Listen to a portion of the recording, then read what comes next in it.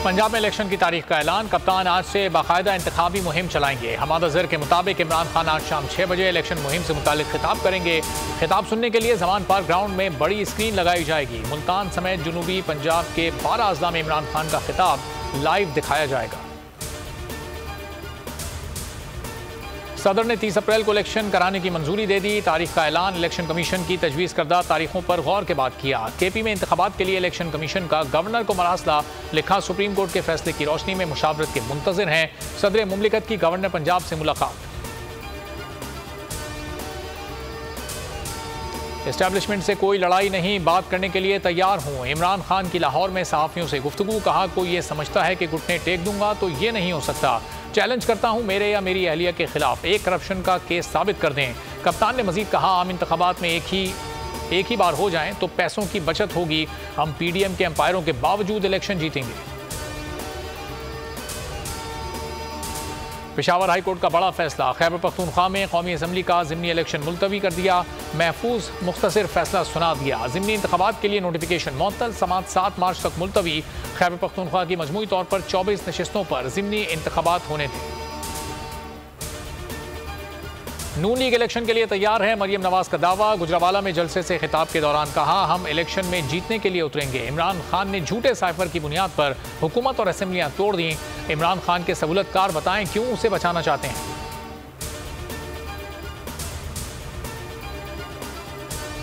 गैर मुल्की एजेंसी इमरान खान को कत्ल कराना चाहती है। पेशी पर बुलाकर बम से उड़ाने का मंसूबा बनाया जा रहा है। बाबर अवान का बड़ा इंकशाफ। कहा इस्लामाबाद कचहरी में कत्ल का प्लान है।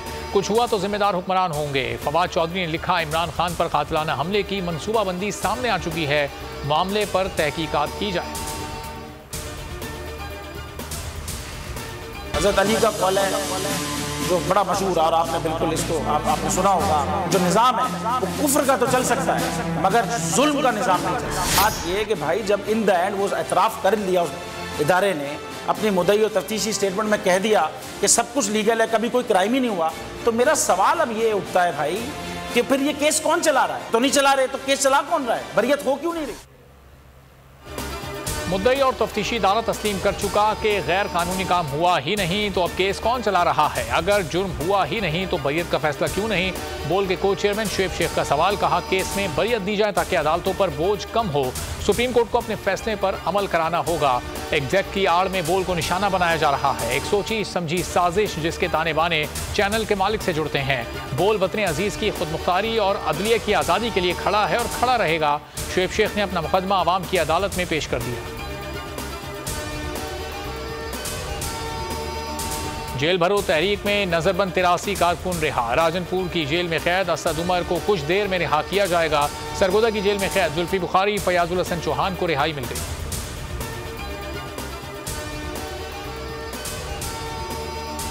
डॉलर बेकाबू। इसहाक डार फ्रस्ट्रेशन का शिकार। इस्तीफे के सवाल पर भड़क उठे। इमरान खान को मुनाजरे का चैलेंज कर दिया। बोले इमरान खान आ जाएं और अपने अफलातून को भी ले आएं और मुनाजरा कर लें। वजीर खजाना ने कहा हर वक्त ये कहना कि मुल्क दिवालिया हो गया या मुल्क दिवालिया हो चुका दुरुस्त नहीं। ऐसे बयानात नोट किए जाते हैं और इनके सरमायाकारी और स्टॉक मार्केट पर असर पड़ता है।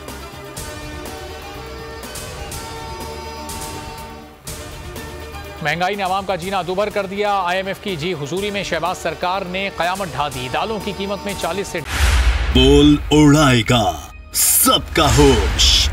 भूल जाएंगे सब अपना जोश। देखिए पाकिस्तान की सबसे बड़ी PSL ट्रांसमिशन सकलैन मुश्ताक, रमीज राजा, सुहेब अलवी, जमील फारूकी और फहीम खान के साथ खेल का जुनून रोजाना रात 11 बजे सिर्फ बोल न्यूज पर। सब्सक्राइब करें और बेल दबाएं ताकि कोई खबर रह न जाए।